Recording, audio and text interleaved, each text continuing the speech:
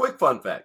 Out of the 50 U.S. states, well, 52 if you include D.C. and Puerto Rico, 21 of those states and territories have one NBA team. Now, that geographical breakdown is how we determine the Eastern and Western conferences. Now, subsequently, that's how we also determine the 6 divisions. And within those divisions, well, you have a lot of drama. We got a lot of news. You know what I'm saying? It's a lot of content, bro. All right. So, you're watching your favorite show, Get a Bucket. I'm your host, Trey. So let's tune in and see what NBA division we're going to talk about today.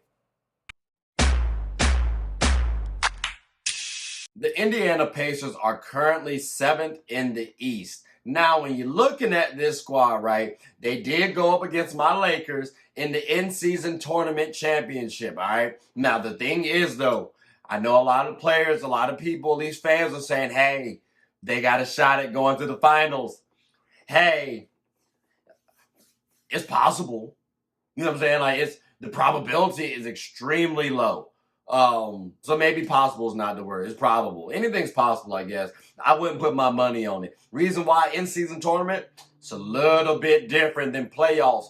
Think of in-season tournament like March Madness. You got one shot. Do not miss your chance to blow. Shout out to Eminem. But when I'm looking at the in-season tournament, it's literally a lucky shot. Like, you got one game to beat this one team. And anybody can win one game. Shout out to the Pistons. But the Pacers, they made enough production out of what they were given. I just think they're not set up for success this season. So I'm not expecting to see them going forward to the playoffs. That's why I don't really put much stock in the in-season tournament. It's cool, keeps folks captivated, not really showing or proving me much. So it's a nice little test, nice little theory. Pacers this season, I do expect for them to get to the playoffs. I do expect for them to be like the Kings last season, maybe not as high seeded. But remember, too, though, the Kings had a little bit more help injury-wise than the Pacers do, because East is actually rather healthy this season.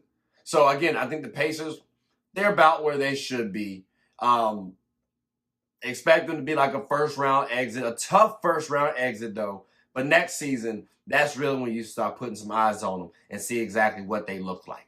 But Pacers, no disrespect. Shout out to y'all for the in-season tournament. We did beat that tail, but I do expect y'all to be a future team, not a current team.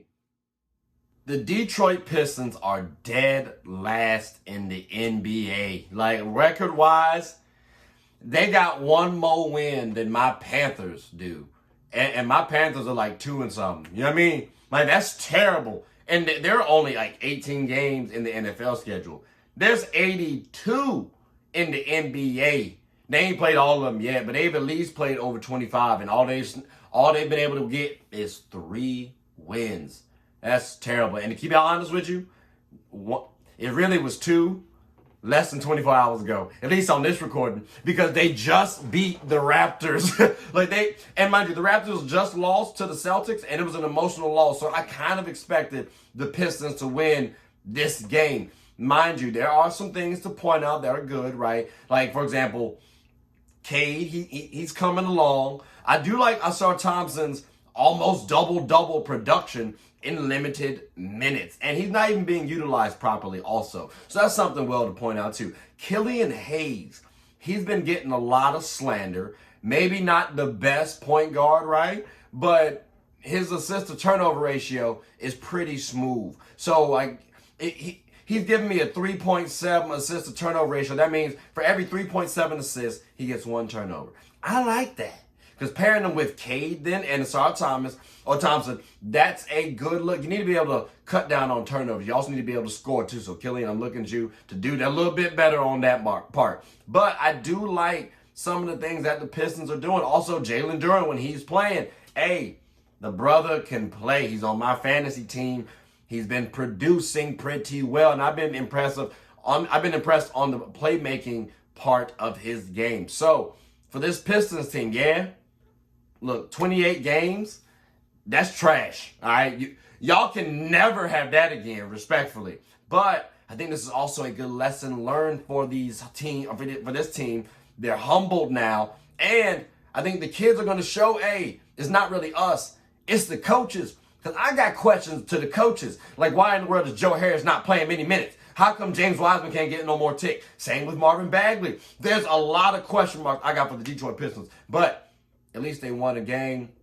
And I think they're showcasing that, you know what, their core that I was telling y'all about at the beginning of the season is intact.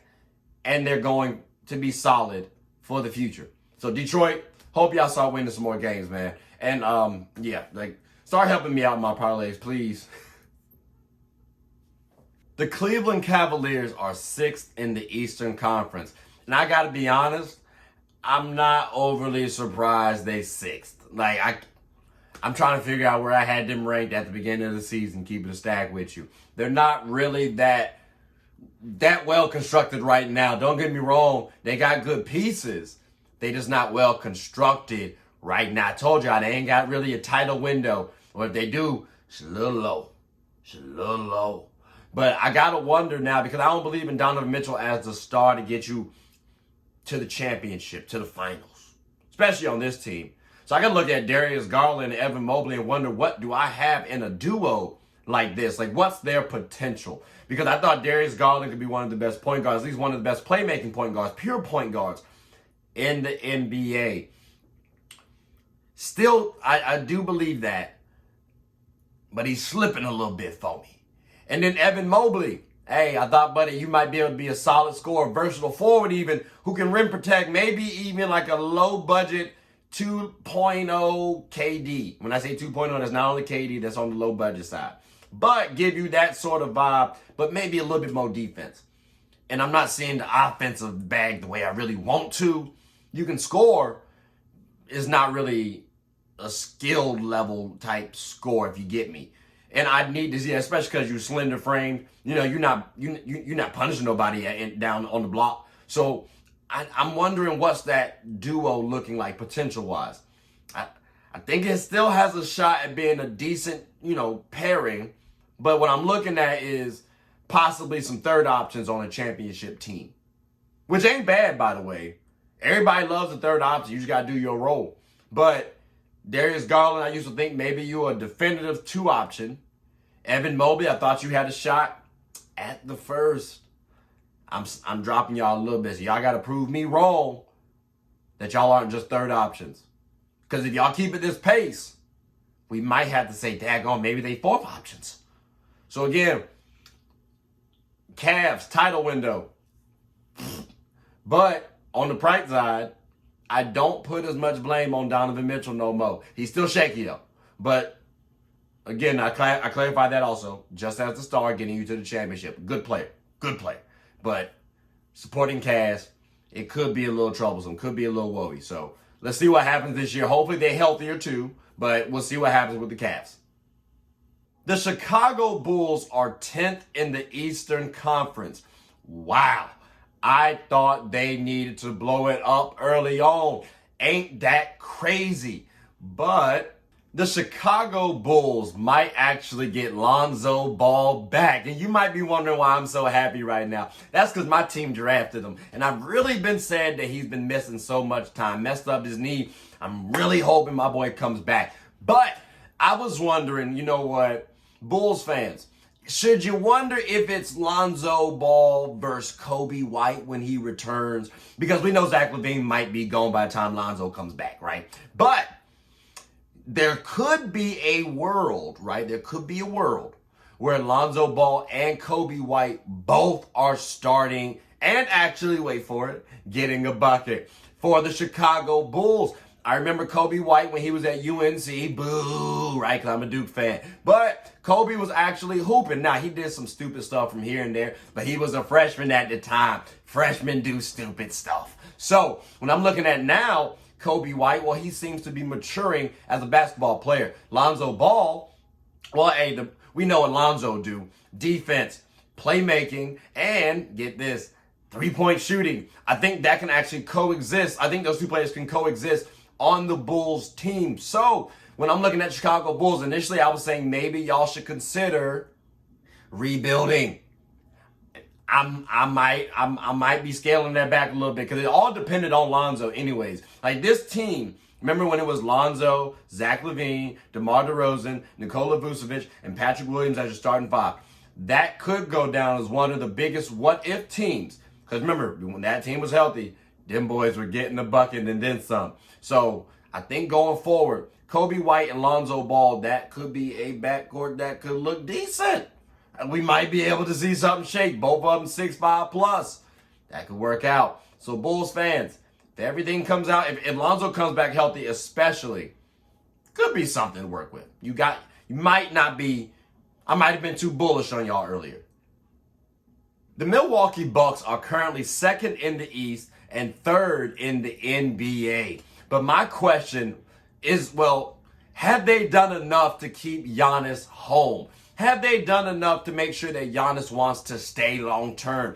You might be saying trade. They've already signed a man for 3 seasons. I hear you.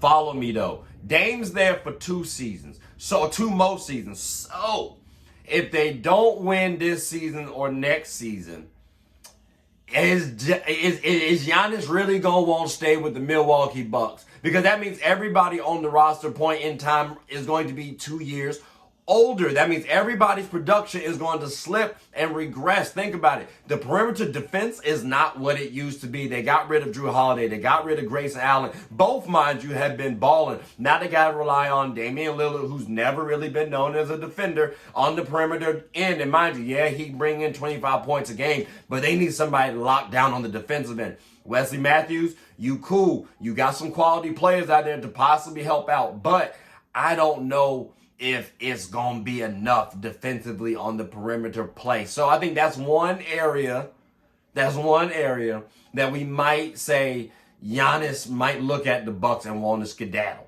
That might help Giannis want to skedaddle. Because again, I think that's the part that the Bucks are going to struggle with this season, especially come postseason time. But hey, we'll see if they've done enough thus far. Because right now, I still feel like they're trying to figure it out. And again, I said they are the 2 seed in the East and 3 in the NBA. That ain't bad.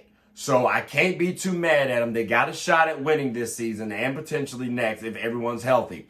But I still gotta wonder. I'm still wondering, is it enough for Giannis to stay long term? Will he be a lifer with the Bucks?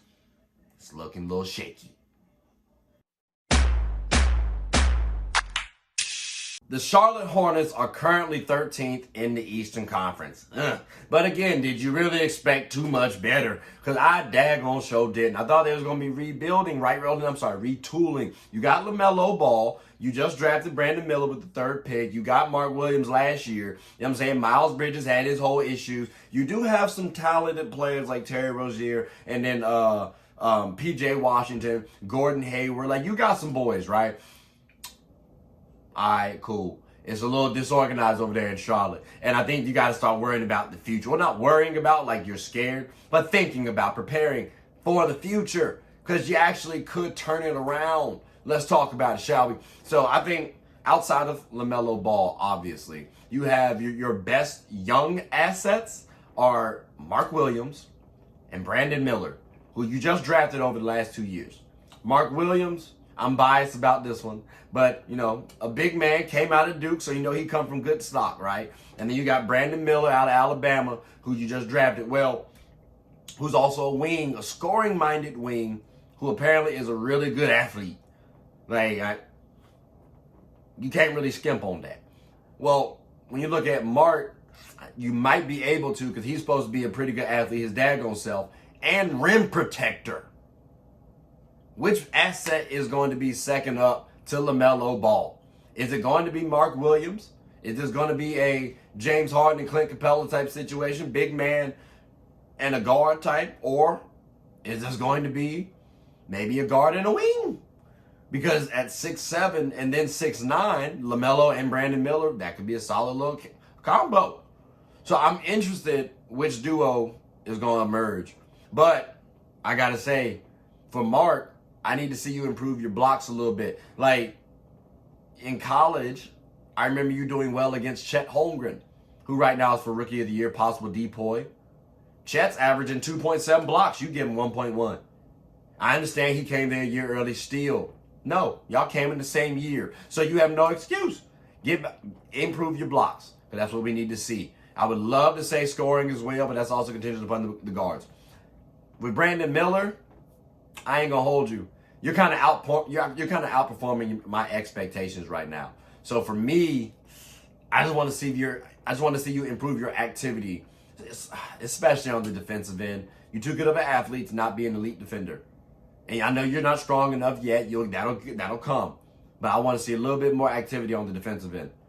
And really just overall, too, help out with the rebounds when you can. But that's what I'm looking to see from these boys. I might want to lean Brandon, but I'm biasly going to say Mark right now for who's going to be runner-up. But again, Brandon Miller, you've been outperforming my expectations, so I got to give my tip of the cap to you. But the Charlotte Hornets, though, hey, with the right moves, these boys could be on their way to looking all right. But let's follow it, though. Let's see what it's shaking like. The Orlando Magic are 4th in the Eastern Conference. 4th? Hey, yo, what? I remember when Paolo got drafted, right? I said, well, you gotta wait on these boys for about 2 to 3 seasons. And well, we a little early. Because I said that, again, he got drafted last year, ladies and gentlemen. So, well, if we're a little early, where should we be expecting these Orlando Magic to actually fall in the playoffs? Because they're going to get to the playoffs now. I know the Jazz last year might be having y'all a little worried. No. This Magic team, they're going to get to the playoffs. They got the depth. They got the talent. I think they're good enough to get there. First round exit? It looks like it. But they've also been doing pretty well against the top tier teams.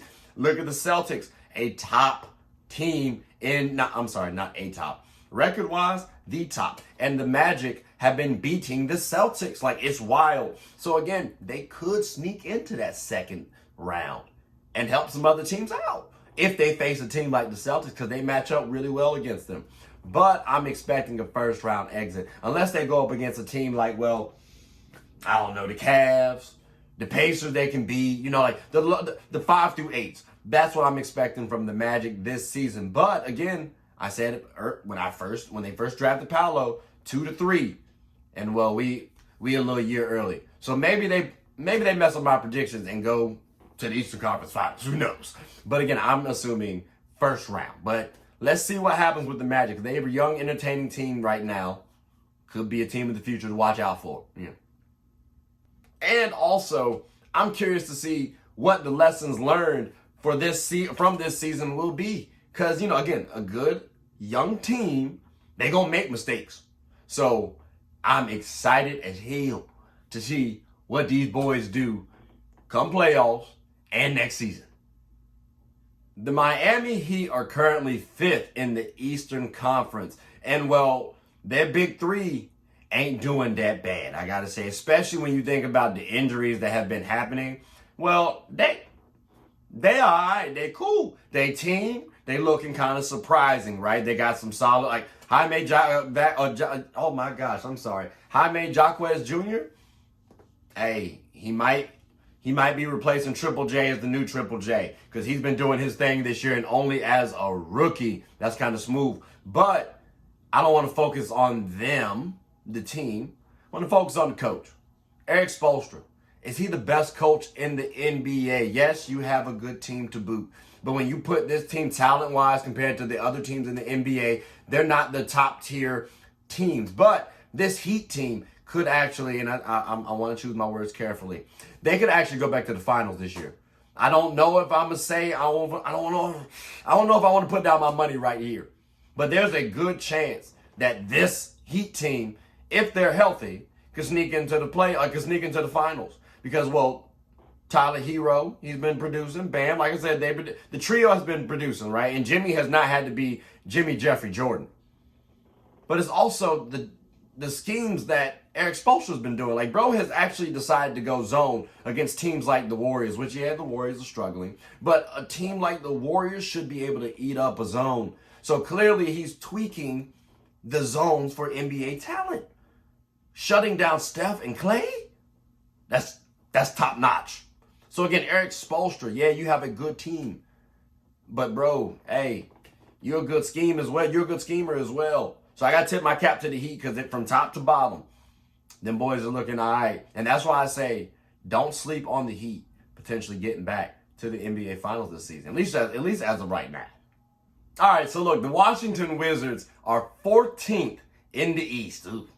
Are you really surprised, though? I mean, they stars are Kyle Kuzma and Jordan Poole, respectfully. And I'm not trying to say, oh, they're trash. Some of y'all might say that. But I'm not trying to say they trash. I just think they're young. Kyle Kuzma has been improving, actually. And Jordan Poole, despite what y'all believe, I think he's actually showing a little bit more promise and improvement than what we've been seeing. And especially if you've been following social media, right? But you got to start wondering, are these players trade-worthy or keepable? And I think you might end up trading these boys. Because, well, Kuz, you're actually getting a lot of attention right now. People are saying that you have been taking a little bit more onus in terms of your game. You're still a little streaky, but you're still a 20-point-per-game scorer who can bring in about 6 rebounds, 4 assists. Kind of versatile. Would love to see you on the defensive end. But, hey, I think a lot of teams in the NBA could use that. My only issue with you ever was your work ethic, which we highlighted last year. Seems like you might have improved that a little bit. So you're maturing. That's a quality tradable asset right there, the Wizards. So again, that's someone you could actually trade if you're trying to worry about a team for the future, which I think y'all should be doing. Jordan Poole. I don't know if you can trade that brother just yet, because he still comes off as a little bit immature, which I get it. He's still young, right? But would a lot of teams want to work with that? I don't know. Again, he has talent, right? We've seen the highlights. We know he's dropped a couple 30 burgers, but again, the inconsistency is what is the eye-popping thing. So for Kyle Kuzma, if I had to trade him to some team and Jordan Poole to some team, I ain't gonna lie, I would actually like to see both go to the Heat or the Spurs. The structure, the professionalism they have for those organizations, I don't think they go outside of that realm. And that would be good for them, for their careers at least. Now, if they rebel against that, then it wouldn't be. But those are two situations where I think they both could thrive. And again, we've seen Jordan Poole in a professional situation. It might not be as fun as the Heat or the Spurs. Maybe the Heat's more so than the Spurs. But you at least got that tutelage there to help out. So if I'm the Wizards, I'm looking to see what players I can, kind of snag from those two teams if I'm looking to help out with Kyle Kuzma and Jordan Poole's development. But they also got some pieces over there too that you can flip for Jordan Poole and Kyle Kuzma, and that ain't that bad either. But that's my thoughts though. Wizards, y'all do have some tradable assets. It's really just the timing purposes. It's really just the timing of it, like honestly. The Atlanta Hawks are currently 11th in the East right now. And I got to say this, bro. We got to look at who the top complementary players to Trae Young. Reason why Trae Young's the engine that keeps the train rolling. Well, he got to have a solid support, right? So when I'm looking at the players, I got to start it off with Clint Capella. Now, here's my thing. Clint, you're a top complimentary player, fella. You got to improve your blocks just a little bit for me. You give him about 1.7. I would love to see you get that into 2s. You know what I mean? There's a couple players in the NBA who are doing that. Nicholas Claxton, I think you can rival Nicholas Claxton on the defensive end. But he giving me about 2 and some change. I can't make a good enough case for you outside of history. So, again, I need you to help out. Jalen Johnson, look, I like Jalen. He came from Duke. I got some issues with him personally, but I got to rock with my boys still. So, Jalen, athletic, forward, who's versatile. You can't be wrong with athletes in the NBA. And pairing that with Trae Young, too, someone who's pass happy, you're going to see a couple alley-oops from Jalen Johnson. Not to mention he can attack. Remember, Jalen Johnson was quite a highly touted recruit in high school. So, if we can get that into the NBA, I think we good. I think it's just from a timing perspective, it's a little too young right now. But again, a top complimentary player for me, because I think the boy's getting about 14 points a game. That ain't bad, especially when he's just trying to figure it out still. We also got DeAndre Hunter, who is, a stockier forward, right? So he can guard those bigger 4s. And he give me 40% from 3 because you got to go small ball with this lineup. That's what I'm looking at. Because I don't see any bigs on the team unless you want to throw a Nneka Okongwu. But I don't think he's outplayed DeAndre Hunter, especially if DeAndre is shooting 40% from the Tracy ball. Now, if that dips, we can talk about throwing Onyeka Okongwu into that mix. But DeAndre Hunter, I like him there. Plus, he can score pretty decently. Playmaking, I might want to see you improve that because you about 1.4 assists to 1.5 turnovers. Like, no, I don't like that at all, DeAndre. You got to show your playmaking a little bit better. At least get a 1-to-1 ratio, bro. So just improve that a little bit. And then, well, finally, I got to save this guy for last. DeJounte Murray. I got to save you for last just because it could go one of two ways, right? If Trae Young continues to hit the Tracy ball the way he's been doing, cool. You're a top complimentary player because you're bringing in 20 points a game. Plus, you can make the hell out of the ball, and you can defend. If not, you and Trae Young kind of clash a little bit. Y'all games kind of overlap in terms of your roles. So, again, I like this version of Trae Young paired with DeJounte Murray, which is why I told you guys if Trae Young can be better off ball, can shoot three a little bit better, more efficient, we're good to go. And that's what's been happening thus far, at least over this last month. So, let's see if that continues to happen, ladies and gentlemen. But Trae Young, you got to continue to do what you've been doing for these complimentary players, quote unquote, to help you out. So let's see what the Hawks continue to do, ladies and gentlemen. Need a gift idea for a sports fan? Maybe you think it's best to go online and find something. Well, come on down to the HCB Collections, where there's history in a time capsule. Sports memorabilia of your favorite athletes of all sports.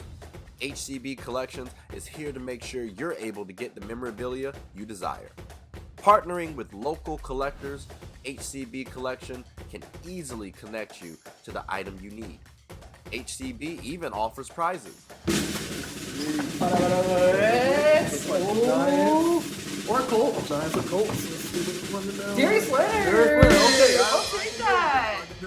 Nice hit. So come hang with your favorite collector. HCB is open 24/7.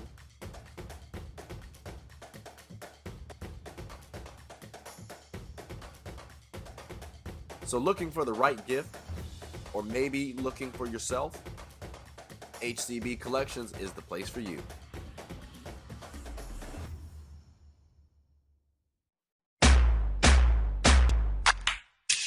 The Oklahoma City Thunder are currently second in the West and fourth in the NBA. That's crazy because before the season started, I definitely said, hey, I think last season was an anomaly. Maybe they might be a little bit premature. I don't know if they're going to get to the playoffs definitively. Maybe like the play-in officially, but possibly that sixth spot, like, you know what I'm saying, that lower tier playoff spot.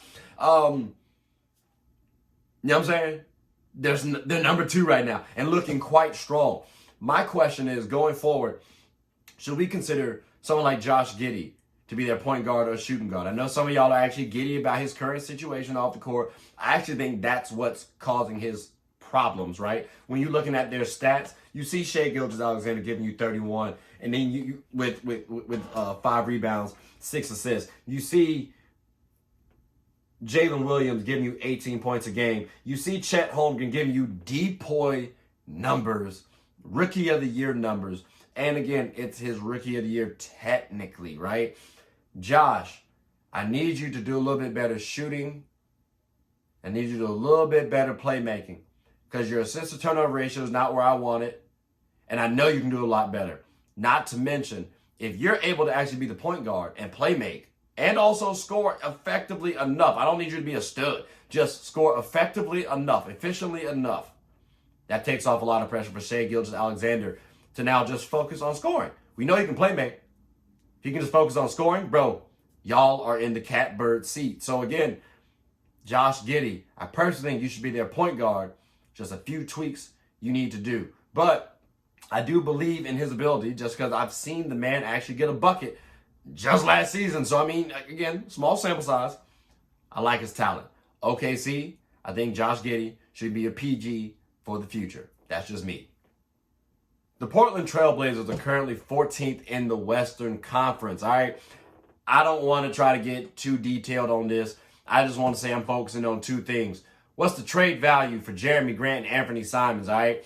They have a lot of talent on this team. So theoretically, they could actually keep Anthony and Jeremy Grant, both 2 of their best producing players on the team. But when you have players like Shaedon Sharpe, Malcolm, or DeAndre Ayton, and Scoot Henderson, I think the Blazers want this to be the core for the future. Anthony and Jeremy can actually fit with that core too, though. And again, they're young enough and they're on good enough contracts where, hey, they can make something shake. But what's their trade value? Well, I'm looking at both Anthony and Jeremy as third to fourth options, at least right now on a championship team. Anthony, he's averaging about 27 points a game, 5 assists, 3 rebounds, and about a steal. Jeremy giving you about 22 points, 4 rebounds, 3 assists, 1 steal, 1 block. If we increase just a few of those, if we tweak just a few of those just a little bit, I promise you that 3 to 4 option turns into a 2 to 3 real quick. Now, comfortably third option. But again, that's a lot of teams would love to have a third option, right? So again, Jeremy Grant, Anthony Simons, y'all both could be doing a lot of things for the Portland Trail Blazers, whether that's carrying them right now as a bridge to the future for success, or they get a lot in return for you guys. So Portland Trail Blazers, I know y'all like Dame and stuff like that too, but over the next couple of seasons, you might need to appreciate Anthony Simons and Jeremy Grant for what they can be doing for you guys if the Portland Trail Blazers get it right. That's all. But hey, y'all boys is good in my book. I hope the Trailblazers keep y'all personal. They actually can get a bucket, low-key. The Utah Jazz are currently 12th in the Western Conference. And that's not too far off from where I had them predicted, right? I thought they were good enough to possibly make the play-in, but I don't have them getting to the play-in. So 12th is where it is right there. Now, here's the thing. I'm focusing on Jordan Clarkson because they're looking, at least from my perspective, assets to move to prepare for the future, to start retooling for the future. Now, when I'm looking at this here team, we have Lauri Markkanen, Jordan Clarkson, Colin Sexton, John Collins, Taylor Horton-Tucker, Keontae George, Walker Kessler. Like, these are some decent players to look for in the future. Some are role players more than likely. Some will be an all-star too. But this team ain't constructed for this season. And when I'm looking at Jordan Clarkson, again, I think he can do it somewhat like Colin Sexton has been doing, but Colin Sexton is younger on a better contract. So, Jordan Clarkson, you're the one that's going to be moved, unfortunately. But fortunately, at the same time, you're in a better situation. Hopefully, I think it'll be good for both environments. Because, again, Jordan Clarkson, you now will more than likely be with a contender, or at least somebody who can make a push for a play in the playoffs.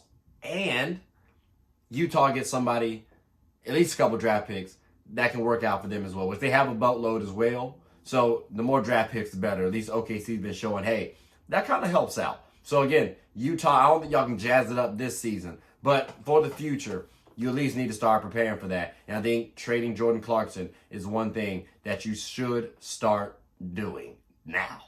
Just saying. The Minnesota Timberwolves are the #1 team in the Western Conference. I wanted to say NBA because that sounds so crazy, but it's just in the Western Conference right now. They're about like a game away maybe from the Celtics. But that's not bad at all either, considering, well, look, we got Anthony Edwards at the helm. You might have been saying it's too early. Cat's looking smooth. Gobert's eye. They team's looking in place, okay? I'm starting to question, though, one thing, because I'm thinking about a future thing, a future discussion. Should the Wolves keep this team as is? Or should they look to break it up and possibly bring in somebody else? Because, listen, you know, Mike Conley's getting older. Maybe somebody wants Mike Conley. They can package up Mike Conley and Rudy Gobert. Maybe you can try to flip Karl-Anthony Towns to somebody else. Should we be doing that, or should we just actually let this team play out? I think sometimes we actually jump the gun. And with this Wolves team, they're currently #1. Last season, they struggled, but I think that was team chemistry. This season, you're seeing the potential. Because I said last season they can be a top 4 seed in the West. They're #1 in the West, #2 in the NBA. So I think you actually should keep this team together because they're looking like a solid trio right now, solid squad. But it's a long season. There a couple of things could happen, so let's find out. But I do expect for this Wolves team, at least I hope, for this Wolves team to stay intact. Management, Don't be stupid. Please don't. Karl Anthony Towns, Anthony Edwards, Rudy Gobert, Mike Conley. You have a solid 2-year window. Don't mess it up. But yeah, Wolves fans, hey, I hope for y'all's sake y'all can believe in your management and have a pretty good season. Let's see how it goes. The Denver Nuggets are currently 3rd in the West, not NBA, West, all right? So I know you might be walking about, you might be wondering why the champions could be a little low, which you might be wondering why I'm saying 3rd is low. It's all subjective. But you might be wondering too, are they on a championship lull? Because I don't see the depth being the same. Yeah, they got a couple players that have been doing okay, right? Like they've been playing pretty well. Reggie Jackson, shout out to you. Christian Braun, you know what I mean? Like you do okay. Yeah, it's looking a little tough out there in them Nugget streets. You know what I'm saying? The starters is really the bread and butter, which is, I guess, what helped win the championship last year. I just feel like it's a championship lull that they're on right now. I'm not getting the same feel as I did last season. But again, I can't be too mad at that. They're 3rd in the West, and it's really a tie for 2nd. So I'm going, the Wolves are ahead of them right now because they got tiebreaker. But they're not too, if they win a game, they're ahead of the Wolves right now. So it could be close to 2nd. I ain't getting on them right now. It just feels like they're on the championship lull. So going forward, come playoffs, I am expecting them to ramp it up. And I'm curious where the Nuggets will be looking or where the Nuggets will be seated and how people will be feeling about the Nuggets. Again, it's early. It's a lot more basketball left. I am expecting that ramp up to happen a little bit later on. So let's see what happens if this championship lull is actually real or not. Just saying. I really feel like it is. Just a smidge. Just a smidge. The San Antonio Spurs are at the bottom of the West. And it's okay because I actually said it's okay if they're going to be at the bottom of the West. It's all right. Like I made that prediction before, that video before the season started. Reason why. Yes, they have talent, but they're still young. So when you factor that in, Victor Wembanyama, let's take a look at the roster, shall we? Because you got Victor Wembanyama actually playing pretty daggone good at 19 points a game with 10 rebounds and also 3.2 blocks. That's disgusting. 3 assists as well. I had to mention the blocks first. I'm sorry, ladies and gentlemen. And then 1.3 steals. After that, you got some complimentary players that I think you can work with. Devin Vassell, Keldon Johnson, Jeremy Sokan, which, mind you, people also be going at a little bit. I understand why these boys are at the bottom of the barrel. Again, they're young. They're also trying to fight an ego battle. Think about it. You've been in the league for a couple seasons, and now you got this new cat who's coming into the league and supposed to take your job. Like, this is supposed to be your team. And now you got somebody else replacing you, essentially. That's an ego bruiser right there. So that's why I say I don't want these boys to get jealous during the NBA season. Hopefully they can get some team chemistry. I actually see some team chemistry starting to form up, believe it or not, despite the win-loss column. But the Spurs have always been a future team. Not a focus on right now team. You watch for Wemby's sake, but you're not really having a lot of expectations for them this season. So again, the Spurs, I'm sorry. It's gonna be a little bit of a season to watch now. But take note of the chemistry that's going on between the players. And again, if there isn't chemistry developing, some of them boys gonna go because again, Victor Wembanyama is the future of the Spurs. But I do, although the win-loss column is not the best, I do at least like the direction the Spurs are going. And if they ever so much as to get bowl, I think the NBA will be in a world of trouble. But hey, Spurs, y'all doing y'all thing. Like y'all might get back on top before long, for real. I might be a Spurs fan before you know it. The Dallas Mavericks are currently 6th in the Western Conference. And I got to say, with Kyrie being out, that's actually pretty damn good. And it begs the question, well, he's missed a lot of time. So let's say if Kyrie does come back, right, where should we expect these daggone Mavs to be? Because, well, Luka's been giving out 50 balls and 30 burgers and whatever the case may be, getting buckets. and winning. He's also lost a couple times too. Adding in someone like Kyrie, I think them boys actually might be doing some things. You could be talking about the Dallas Mavericks as contenders. And if you look at it too, it's not just Kyrie and Luka. There are other players on the team actually developing. Dante Exum, Grant Williams, Tim Hardaway Jr., Derek Jones Jr. There are so many players. Derek Lively. There's so many players out here that are actually producing for this Mavs team. They just need to be stars in their roles for Luka and Kyrie to flourish. So again, for me, I heard last year Jamal Murray was the X factor for the Nuggets. And I said not necessarily. I understand, that he's the best supporting cast member for Jokic, right? And I think that's what we're looking at with Kyrie. Except I think Kyrie actually is a little bit better than Jamal Murray, believe it or not. So, we got we got Luka playing at an MVP-ish level. We got Kyrie Irving potentially coming back and getting to that all-star level. Might need to talk about this duo as one of the better ones. Top 5. Like maybe they can get to that contending level. Again, Mavs, y'all are starting to impress me and I'm starting to get a little excited. But you know what I'm saying? Y'all doing y'all thing out there on that basketball court. But it's a long season though. So let's see what happens as the season progresses. But Mavericks are doing pretty smooth right now. I might be putting some money down on them occasionally. The New Orleans Pelicans are 7th in the Western Conference. Now, I got to say this, bro, because this is kind of surprising. I thought they'd be a little higher. I understand why they're 7th, but then again, I kind of don't. Let's talk about it. I'm looking at their stars. Zion, Brandon Ingram. These are 2 Duke products, ladies and gentlemen, so you know this hurts me deeply. I'm a Duke fan. But when I'm looking at these boys, really, let's look at the stats for the whole team, shall we?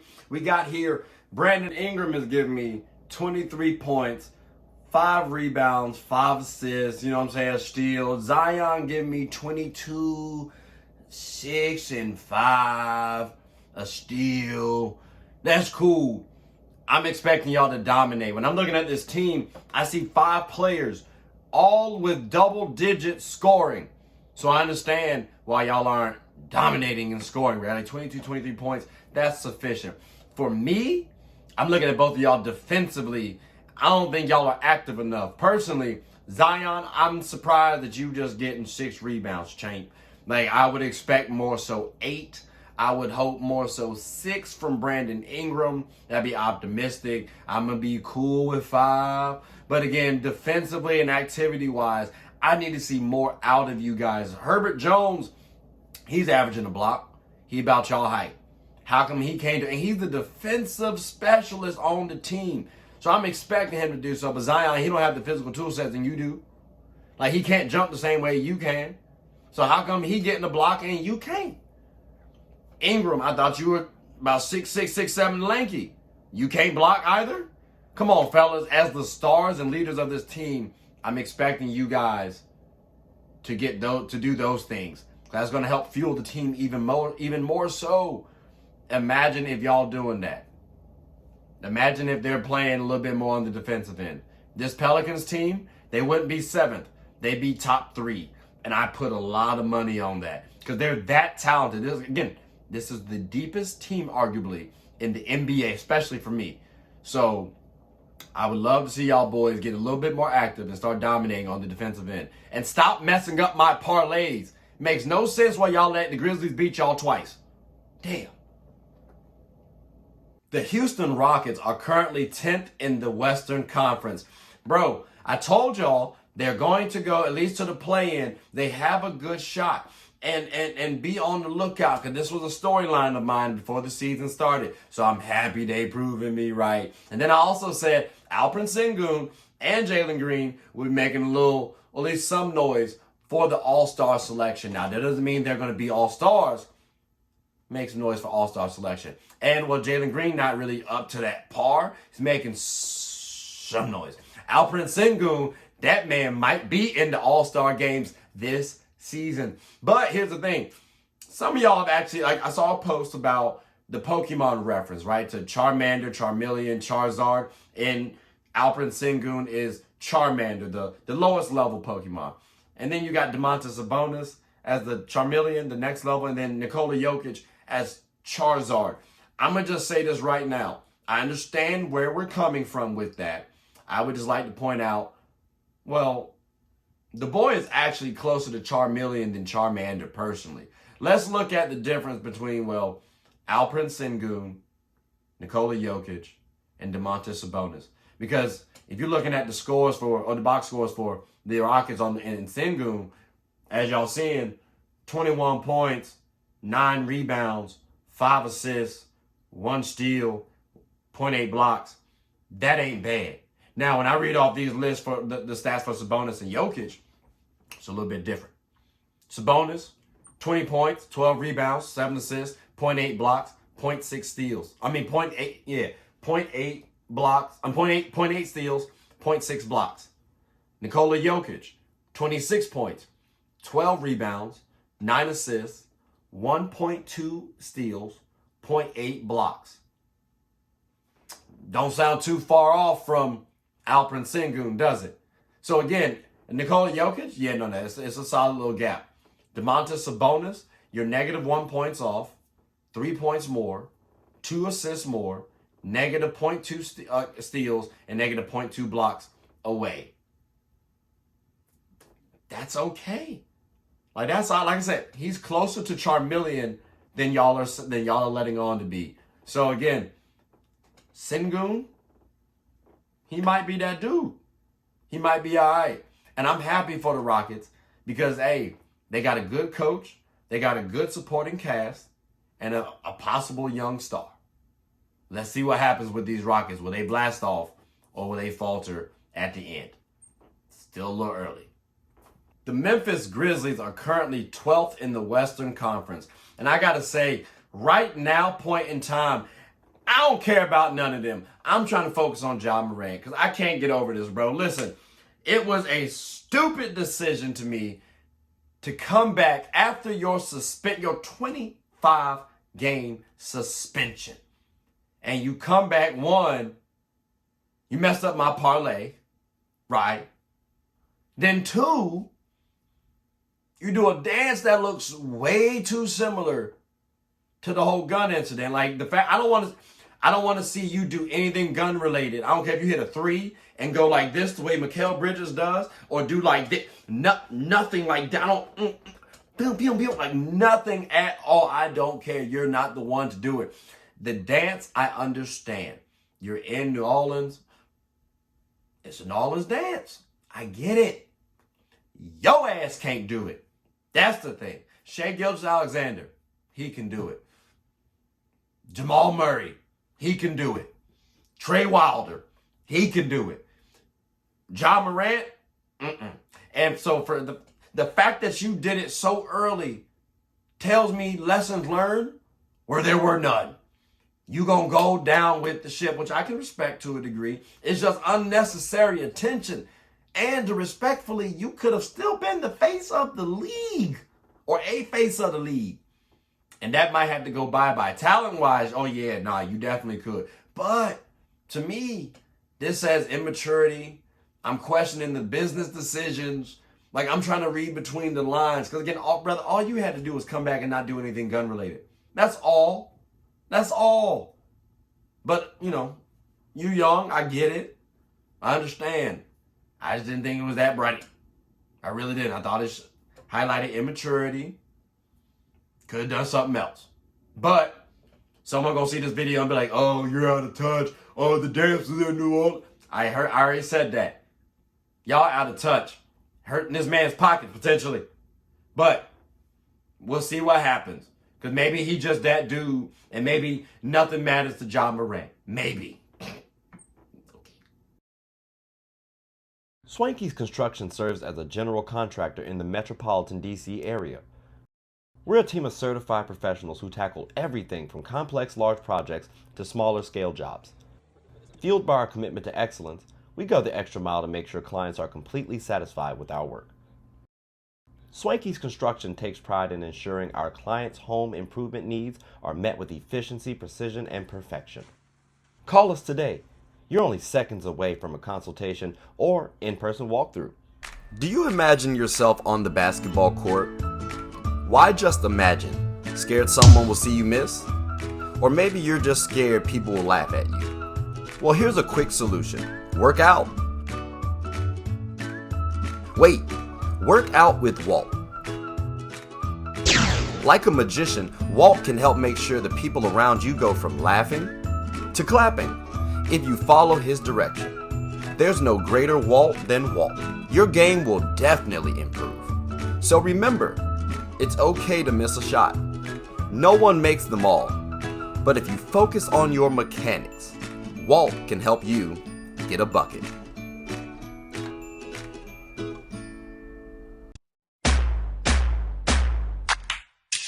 The Toronto Raptors are currently 12th in the Eastern Conference. And I mean, all right, bro, I got to say first and foremost, quick little, you know what I'm saying? Like, quick little soapbox point. Y'all messing up too many daggone parlays of mine, bro. Like, I really think y'all too good to be sitting at the 12th spot. That's just me. But I get it, and that's why y'all might have made that trade. Because y'all got in RJ Barrett now, which don't get me wrong, it's not like RJ Barrett should take y'all over the top this season. But I can see how RJ Barrett paired with Scotty Barnes, who has been taking that next leap, well, that could bring you something interesting. Then you got, well, Pascal Siakam. We got to talk about Pascal. Because where does RJ, Scotty, and Pascal fit as a trio amongst the NBA? Pascal could be on the way out, ladies and gentlemen, because that RJ Barrett trade, I need a little bit more spacing because, again, RJ and Scotty Barnes are two players who attack the basket a lot. So this Toronto team, do I expect them to make the playoffs this season with this trade? Losing someone like OG Anunoby, who's more of a improvement for your team right now. If you want to talk about the future, that's a different discussion. Right now, I think he might help you out. But who knows? Maybe RJ can help out with the playmaking, the point guard slot, which Dennis Schroeder has been doing pretty well. But you could also bring Dennis Schroeder off the bench now if you wanted to and have, well, Gary and Dennis running the bench. Or, I mean, something a little slight like that. Like Dennis can run the whole second unit. And he's been hooping this year too. Or RJ can be the small forward or the two guard, whatever the case may be. So they have a lot of options to choose from if they want to. I'm just saying, with RJ on this team, I think it means Pascal's going to be out. So I ain't too mad at the Raptors pickup. You got two forwards going forward. Two quality forwards going forward. But you got to make the right moves going forward as well. So Raptors, spotlight on you. I ain't really focused on y'all going to the playoffs this year because of this move. The Brooklyn Nets are, well, currently 9th in the East. And I got to ask, are they underachieving, right? Underperforming? Or are they right on track? Because I said that the Brooklyn Nets can actually be a dark horse in this Eastern Conference. And when I say dark horse, I meant like they have a shot, a possibility at getting to the Eastern Conference. I said the Eastern Conference, all right? Daggone, stop bugging me. Listen, they have enough talent to do so. You can talk about the execution, I hear that. And when I'm looking at the squad, yeah, Cam Thomas leading your team in scoring, he cool.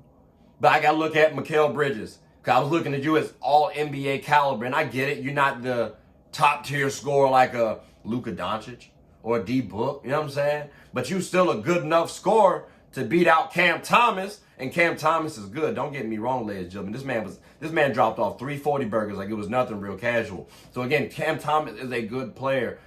I just like to see Mikal Bridges be able to outscore him and still keep up his production on the defensive end and increase just a little bit on playmaking. I had all NBA expectations for Mikal Bridges. So again, for me, he can still get there. He can still get there. It's a long season. Somebody can get injured too on top of that to help out his chances. But I need to see a little bit more from the Brooklyn Nets. But I'm not going to slander them, though, because like I said, they could be right on track. And they might be, because I thought they might be at least playoff, play-in area-ish. So, for me, they're right on track. Just saying. the New York Knicks have been, I wouldn't say disappointing, but for me, they've been right spot on. Let's talk about it. Because I said they're going to dip to probably that 8th seed. And lo and behold, at least point in time right now, they at that 8th seed in the East. So, with that being said, what are some of their flaws right now? You got to start wondering because, well, last year they went pretty far in the playoffs. This year, well, it's looking like they might not go too far, especially if they have to go up against the Celtics or the Bucks. The Heat, you know what I'm saying? The 76ers, those could be tough teams to go up against. Which actually, now I think about it, that's the top 4, so damn. But, again, the Knicks, like I said, what's their flaws? Well, I think perimeter defense has been one of their flaws, as well as scoring. Yep, I said it, perimeter defense and scoring. They got Jalen Brunson, that's cool. They got Julius Randle, that's straight. I think interior-wise, they good enough. For me, I ain't like the perimeter defense. When I'm looking at the roster, you know, DiVincenzo's cool. Josh Hart is straight. They have not been performing at the level that I want. At least at the forward position defensively. That's why they ended up bringing in OG Anunoby. So with this acquisition now, I will be curious to see if the Knicks vault up a little bit more in the Eastern Conference. It's still early. We're over a little bit over 25% of the games in the season.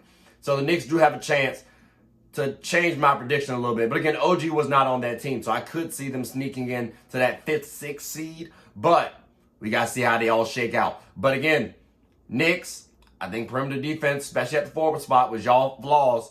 And y'all definitely did address that right now. Again, title window, though, could be a little low. But let's see what happens. It's a long season, right? The Philadelphia 76ers are 3rd in the Eastern Conference right now. And I got to ask, because this really is a question. What stakes would you want to put on Embiid and Maxey being the future of the Philadelphia 76ers? Reason why I ask that. Well, you got to worry still about Joel Embiid's health. You got to remember, throughout his entire career, he has been injury prone over the last couple years. This one and the last year. He's been healthy. So let's, fingers crossed, we stay that way. But in the off chance that he don't, Maxey, he's playing at an all-star level. Kind of dipped just a little bit. So again, 76ers fans, I'm wondering for you guys, yeah, y'all looking good right now. But going forward, thinking the future, how well is this duo going to be for y'all? Personally, I have trepidations, and I don't think it's too foolish to trade Joel Embiid right now. Again, looking at him about 30 years old, hooping his ass off. But injuries do happen, and he has been one of the faces of that program in the NBA. So, I mean, again, y'all hooping right now. Fingers crossed, and I'm wrong, and he stay healthy for the rest of his career, just like every NBA player. Does it really happen, though? Big men like that, too, and he's not the most in shape. So we'll see what happens. But, again, talented, yes, right now, future-wise, we going to see what happens. The Boston Celtics are in their prime years right now. And I told y'all that last time, and it's showing. They're number 1 in the NBA. Let me repeat that, no remix. They're number 1 in the NBA, bro. It's crazy. And as a Laker fan, it doesn't really make me too good, right? It doesn't make me feel too well. But again, knowing that they got Jaylen Brown and Jason Tatum, that does help them out for their future. Not to mention Kristaps Porzingis. The boy has been hooping and has, most importantly, been healthy. And can we give a shout out to Derek White right fast? Because he's playing at an all-star level. Some might try to say, oh, he's giving that Andrew Wiggins all-star level. No, man. Derek White has actually been able to earn this all-star nod if he gets it similarly to how Andrew Wiggins did that year as well. But my thing is this. They're in the prime years. They're number 1 in the NBA. When it's all said and done, will they actually keep their execution? Because we have seen them be a little tricky come playoff times. We have seen situations where JT don't show up, or maybe JB don't show up. Maybe JB's left hand still ain't really good yet. Maybe JT's not as aggressive as we want to see. So again, I'm looking at the execution. Again, we know the talent's there. We know they're arguably the team to beat, or worst case, one of the teams to beat in the NBA. So I want to see if that execution is there. And again, that pressure starts because, well, these are the prime years, and we got to really pay attention to that because this is the defining moments of their legacy. So again, The prime years for the Boston Celtics are here. They're number one. Let's see what happens as the season continues to go forward. The Phoenix Suns are currently 8th in the Western Conference. And I got to say, it's a little troubling, but understandable as well. Remember, they have been dealing with injuries worse than arguably any team in the NBA. And they just formed this season. So, like, for real, it's a really good experiment right now that you just got to give them some time. But what's at stake, though? I think for Kevin Durant, you got, well, his legacy. You got for D Book, his trajectory, his projections, you know what I'm saying? And then for Bradley Beal, hey, his relevancy. Because, well, KD, if you lose with this team and these talents, well, I mean, we've seen Braun do it. You know what I'm saying? Like, we saw KG and Paul Pierce and them get a quick championship. Kobe done snagged out a couple. Like, what's wrong with you, bro? And we have you pegged at this guy who can rival Braun, who can rival these greats. Well, we need to see you get another chip, bro. Health-wise, has hurt your career so far.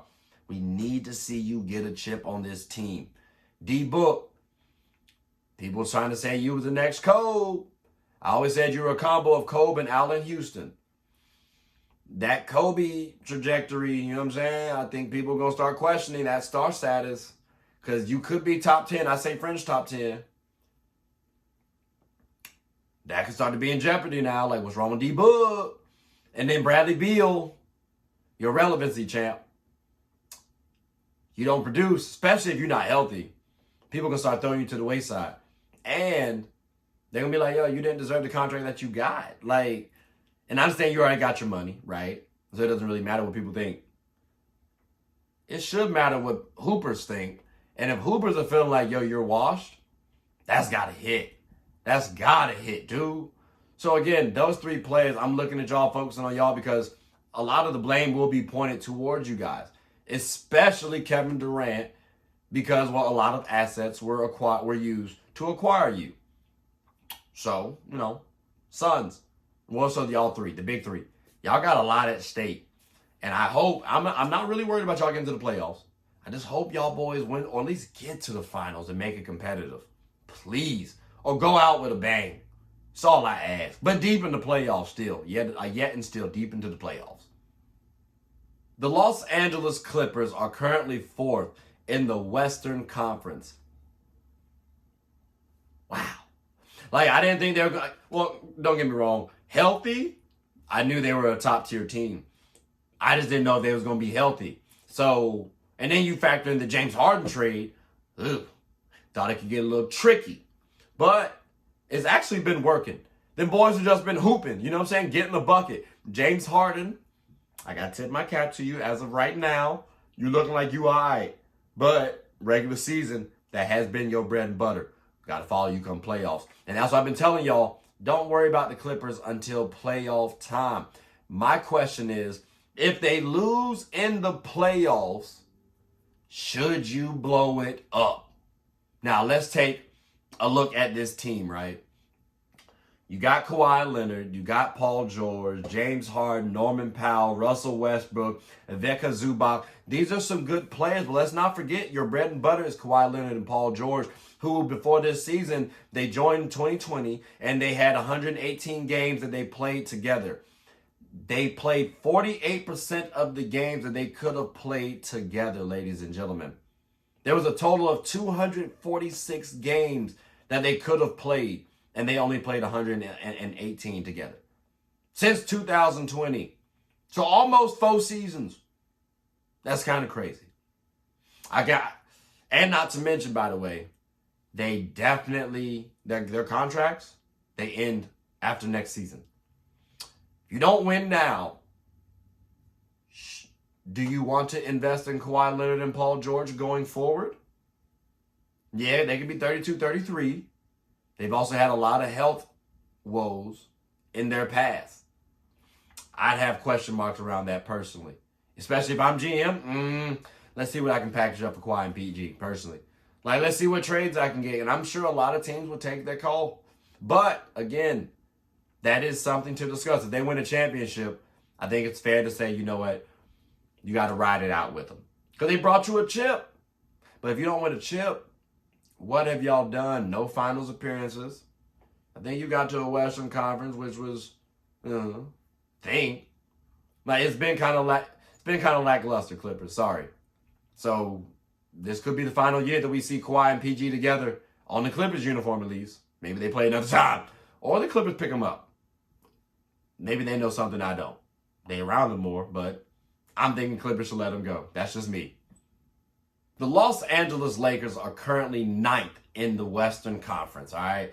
Like, my boys is, yes, I'm saying my boys because y'all know I'm a fan.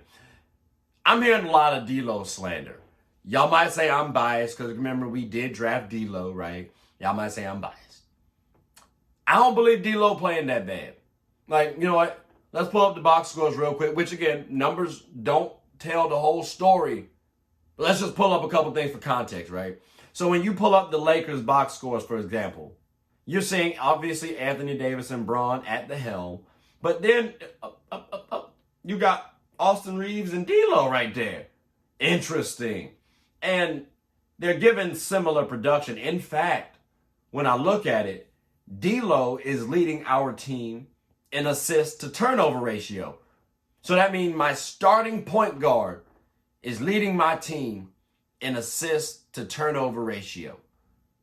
I view him as a third option personally. That's honestly third option level production. Think about when Chris Bosh went to the Heat, for example. He wasn't averaging 20 all the time. No. He dropped down a little bit. But he at least led them in a category. Well, he was their, I guess, defensive presence, which they had more versatility too. Don't get me wrong. It's not a direct one-to-one mapping. I'm just saying the third option still plays effective. They don't have to give you 20 points and some change. I would love for you to give you 20 points and some change. My third option, I want you to give me 20 points. You give me 15 points, lead my team in assist turnover ratio, and respectfully, you only behind Braun in assists on my team. I'm cool with that. That tells me you're doing your job. I understand people are talking about, oh, he's shooting poorly. Let's compare D'Angelo Russell to other players on the team, right? Now, on the splits, for example, he's not doing that bad. In fact, when you look at three-point percentage, the man is actually top 4. So again, I can't be but so mad at that. Like, I can't. Why is the slander for D'Lo? I personally think our issues are more so coaching.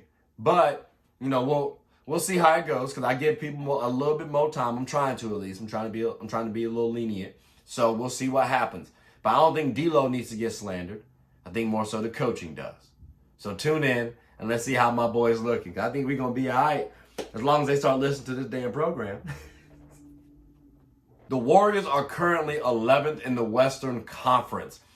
Some of y'all might say, hey, I told you. Some of y'all might be like, oh, that's wild. I'm personally more on the side of that's wild. I understand why, right? Like the Draymond suspension. You get a couple people out here and there. Inconsistencies. People playing are underperforming. I think just because they're underperforming does not mean they can't ramp it up.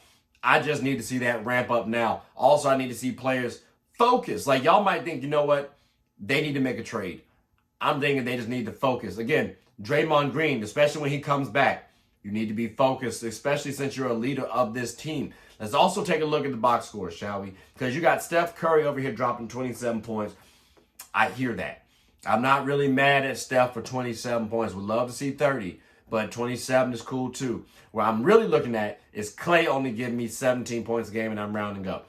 You got Andrew Wiggins over here giving me 13 points a game, and Jonathan Kuminga giving me 13 points a game. And quite frankly, both are a little lethargic. Actually, yeah, all of them are a little lethargic on the defensive end. So I would love to see more activity from them, at least 15 for Wiggins and Kuminga. No, I'm sorry. Wiggins, you should be able to actually give me 20.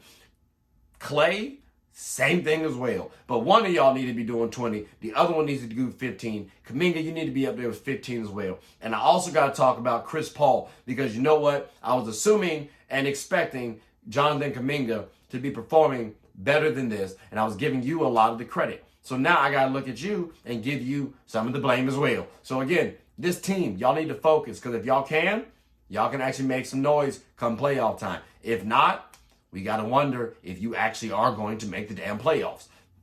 Tough. The Sacramento Kings are currently 5th in the Western Conference. And I got to say, I'm kind of proud of these boys. You know what I mean? 'Cause I remember last year I was kind of going to bat for them, and they proved me right.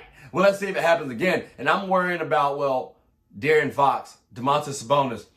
What's this duo's NBA rank? They up there now, don't get me wrong. But I'm looking at a couple players, a couple duos, and I got to see, like when I'm looking at De'Aaron Fox and Domantas Sabonis stats, they giving good production. De'Aaron Fox, 30 points, 5 rebounds, 6 assists, 2 steals, 0.4 blocks, and all these rounding up, of course.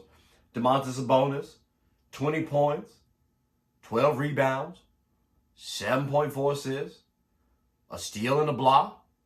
Like, that ain't bad at all. Good playmakers. Both can score. And they have a good team. Again, NBA duo rankings. Well, let's see who they compare against. Jokic and Murray. Debatable. Actually, it really is debatable. JT and JB. You can have a conversation. I would favor JT and JB. Bron and AD. I'm going Bron and AD personally.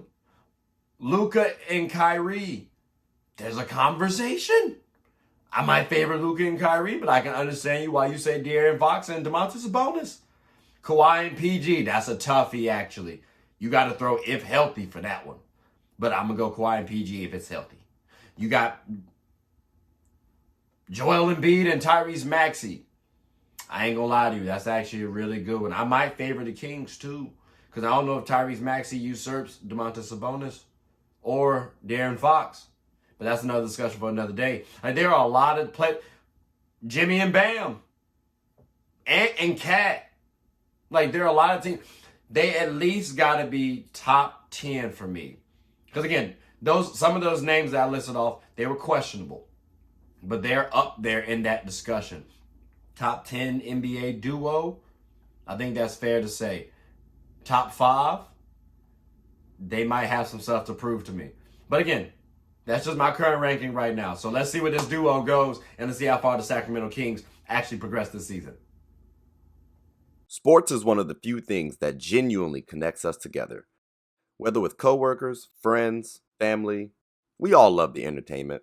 Well, here on Get a Bucket, my goal is to talk about sports and its cultural impact. The WNBA, for example.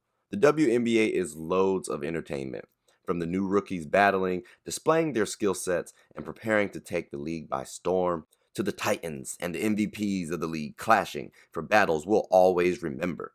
From imagining the soon-to-be possibilities to admiring and treasuring the finales. Get a Bucket is a platform where other sports analysts, hoopers, coaches, and fans of the show come and talk about the WNBA, both negatives and positives. So if you haven't, take a quick peek. At the very least, you'll have a good time. Remember, sports is one of the few things that genuinely connects us together. So please, tune in and stay connected. Didn't I tell you there was drama? Didn't I tell you there was news? Didn't I tell your ass you were gonna like it? Like, bro, there's so much to talk about within the divisions. Like, it's crazy. But don't worry though, we will definitely have more to talk about. There's so much more to talk about. So don't be upset. But look, please continue to support the page. Like, subscribe, comment, tell anyone about the show. My name is Trey. I'm the host of your favorite show's favorite show, Get a Bucket. Hope you all have a good one. Take care.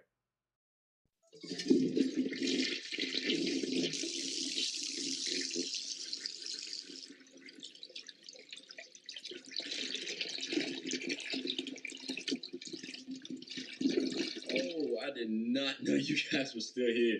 As you can see, we're at the back end of the show. No pun intended, but look, hope you all enjoyed it. And before you go, please subscribe to the YouTube channel, follow the IG account, share the content to anybody who's anybody. And most importantly, leave your thoughts and comments below. But I got to go back and play Buddy in 2K, so let me unmute him real quick. Excuse me. Hey, boss, I'm back. Nah, you better catch this word. We get buckets around here, kid.